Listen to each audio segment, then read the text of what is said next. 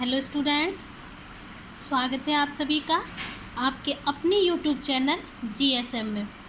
मैं कल्पना तिवारी ये अपना सेकंड वीडियो आपके लिए लाई हूँ, जिसमें मैं आज संप्रेषण और शिक्षा इस पर चर्चा करूँगी कि कक्षा कक्ष के अंतर्गत संप्रेषण का क्या महत्व है।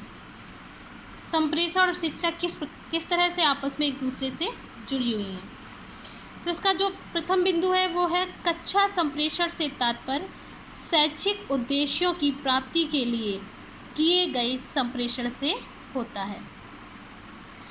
कक्षा संप्रेषण से क्या तात्पर्य कि शैक्षिक उद्देश्यों की प्राप्ति के लिए शिक्षा के जो भी उद्देश्य उनकी प्राप्ति के लिए किए गए जो भी कार्य हैं वो क्या है, वो सब कुछ संप्रेषण के द्वारा ही संभव होते हैं। बिना संप्रेषण के शैक्षिक कार्य कोई भी संभव नहीं है। इस कक्षा संप्रेषण में क्या होता है, इसमें अध्यापक जो है वो संदेश देने वाला व्यक्ति होता है। और ये संप्रेषण किन दो पक्षों के बीच होता है, एक तो होता है अध्यापक और दूसरा विद्यार्थी। तो अध्यापक जो इसमें होता है वो संदेश देने वाला व्यक्ति होता है और छात्र जो है वो संदेश ग्रहण करने वाला व्यक्ति होता है। और ये संप्रेषण होता किसका है, ये पाठ्यक्रम की जो विषय वस्तु होती है, जो सहगामी क्रियाएं होती हैं, उनसे संबंधित ये संप्रेषण होता है। अध्यापक क्या करता है, अध्यापक कक्षा कक्ष में छात्रों को विषय वस्तु या प्रकरण स्पष्ट करने के लिए शाब्दिक और अशाब्दिक दोनों ही प्रकार के संप्रेषणों का प्रयोग करता है। और जो प्रभावशाली शिक्षण होता है, जो प्रभावशाली शिक्षण अगर संभव होता है तो वो प्रभावशाली संप्रेषण के द्वारा ही संभव है। मतलब जो शिक्षक अपनी बात को जितने अच्छे तरीके से, जितने बेहतर तरीके से विद्यार्थी तक पहुंचा सकता है, वही संप्रेषण सर्वोत्तम माना जाता है। वही संप्रेषण जो है वो सबसे अच्छा माना जाता है कि कक्षा कक्ष में शिक्षक अपनी बात को कैसे स्पष्ट करके विद्यार्थी तक संप्रेषित कर सके। और कक्षा संप्रेषण क्या होता है, ये द्विध्रुवीय संप्रेषण का प्रयोग किया जाता है। इसमें दो ध्रुवीय संप्रेषण होता है। वही एक तरफ होता है अध्यापक, टीचर होता है, और दूसरी तरफ होता है स्टूडेंट। एक तरफ तो टीचर हो गया और दूसरी तरफ हो जाता है स्टूडेंट। इन दोनों व्यक्तियों के बीच संप्रेषण कक्षा कक्ष के अंतर्गत होता है। अब डिपेंड ये करता है कि टीचर कितने प्रभावशाली ढंग से अपने बातों को, अपने पाठ्यक्रम, अपनी विषय वस्तु को स्टूडेंट तक पहुंचा पाता है, और स्टूडेंट उस विषय वस्तु को समझ करके कैसे शिक्षक को ये बता पाता है, ये समझा पाता है कि उसको वो विषय वस्तु बहुत अच्छे से समझ में आई। कक्षा संप्रेषण को अधिक प्रभावशाली व प्रेरणादायक व व्यवहारिक बनाने के लिए विभिन्न शिक्षण सहायक सामग्रियों का प्रयोग किया जाना चाहिए, किया जाता भी है। शिक्षक विभिन्न प्रकार के उदाहरण देते हैं, एग्जाम्पल देते हैं, आपको उदाहरण के माध्यम से समझाते हैं।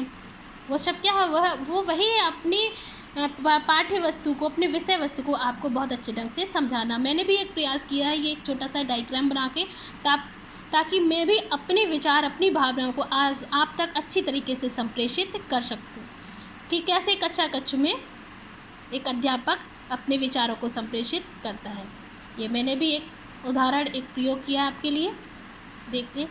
इसमें सर्वप्रथम जो होता है वो होता है संदेशवाहक। संदेशवाहक का मतलब यहाँ पर हुआ अध्यापक। संदेशवाहक कौन है, संदेशवाहक जो है वो अध्यापक है। और अध्यापक इन चार चीज़ों का निर्माण करता है। अध्यापक क्या करता है, सर्वप्रथम तो वो निर्माण करता है, वो सोचता है कि उसको कैसे अपनी विषय वस्तु आप तक पहुँचानी है, लिखकर पहुँचानी है, या वो चर्चा के द्वारा उस वस्तु को, जो विषय वस्तु उसको लिखकर पहुंचाता है, प्रसारित करता है, मीन्स मौखिक रूप से उस वस्तु को, विषय वस्तु को आप तक पहुंचाता है। और फिर वो जो संदेश विषय वस्तु होती है वो उस माध्यम तक पहुंचाई जाती है।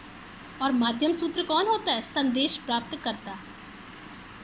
संदेश विषय वस्तु को किसी न किसी, मतलब वो माध्यम निर्माण कार्य, मतलब किसी भी चीज़ को, टॉपिक को मौखिक रूप से चर्चा करके बताया सकता है, लिख करके, प्रसारित करके, मीन्स आपको व्याख्यान दे करके उस विषय वस्तु को किसी न किसी माध्यम सूत्र के द्वारा संदेश प्राप्तकर्ता तक अपने विचार, भावनाओं को शिक्षक क्या करता है, पहुंचाता है। और संदेश प्राप्तकर्ता कौन है, छात्र।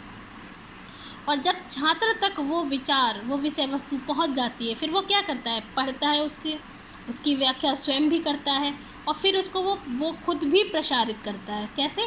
वो भी एक संदेश के माध्यम से प्रसारित करता है, और वो माध्यम किस तक पहुंचता है, उसका माध्यम वो भी पढ़ करके सुनाता है। जैसे शिक्षक ने पूछा कि जो मैंने अभी आपको पढ़ाया उसमें कुछ पूछता है तो वो प्रश्न देता है, मौखिक रूप से उस चीज़ को बता सकता है, या किसी बुक को पढ़ने के लिए चलो खड़े होकर सुनाओ जो भी हमने पढ़ा था, वो बता करके, मतलब किसी ना किसी माध्यम से वो अपने विचारों को, अपनी विषय वस्तु को संदेश वहाँ तक वापस पहुँचा देता है। और जब ये वापस यहाँ तक आ गया तो संप्रेषण की प्रक्रिया संभव हो जाती है। अब ये होता है कि कौन शिक्षक किस प्रकार से अपनी विषय वस्तु को छात्र तक पहुँचा सकता है। कक्षा संप्रेषण में क्या होता है कि शिक्षण अधिगम प्रक्रिया में शिक्षक और छात्र दोनों को ही एक साथ मिलकर के कार्य करना होता है, और जब दोनों ही एक साथ कार्य करते हैं तो बहुत ही ज़्यादा आवश्यक है कि दोनों ही लोग उत्साहित हों।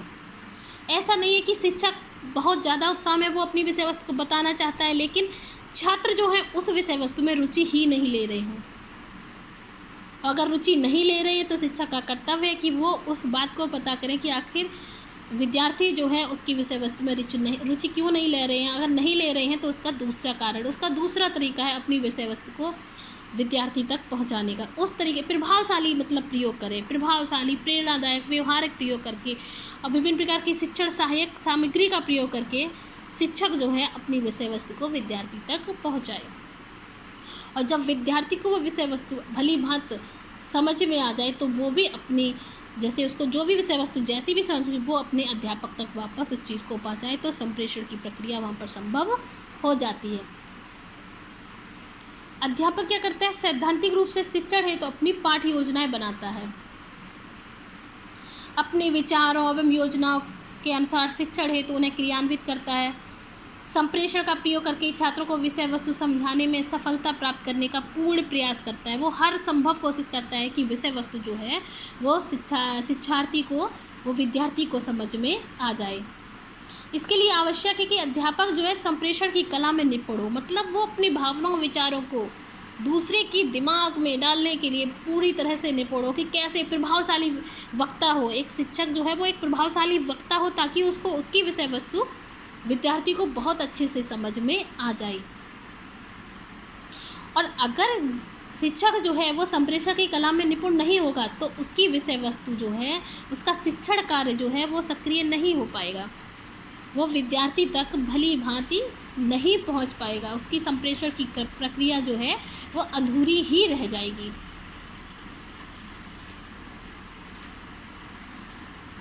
शिक्षक क्या है? शिक्षक, अध्यापक अपनी जो भी विषय वस्तु है, जो भी जटिलताएं हैं, जो भी कठिनाइयां हैं, जो भी प्रॉब्लम्स हैं, उनको विस्तार रूप से विद्यार्थी से चर्चा करें।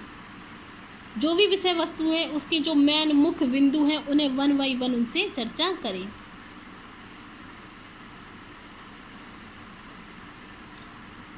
और शिक्षण कार्य में दो ध्रुवीय ही संप्रेषण होता है, एक शिक्षक के बीच में और विद्यार्थी के बीच में।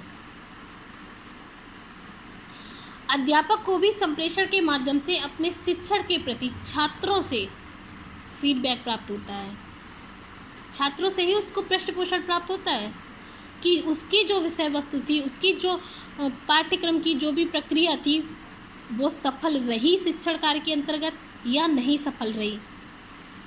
इसका फीडबैक तो सिर्फ विद्यार्थी ही दे सकते हैं शिक्षक को।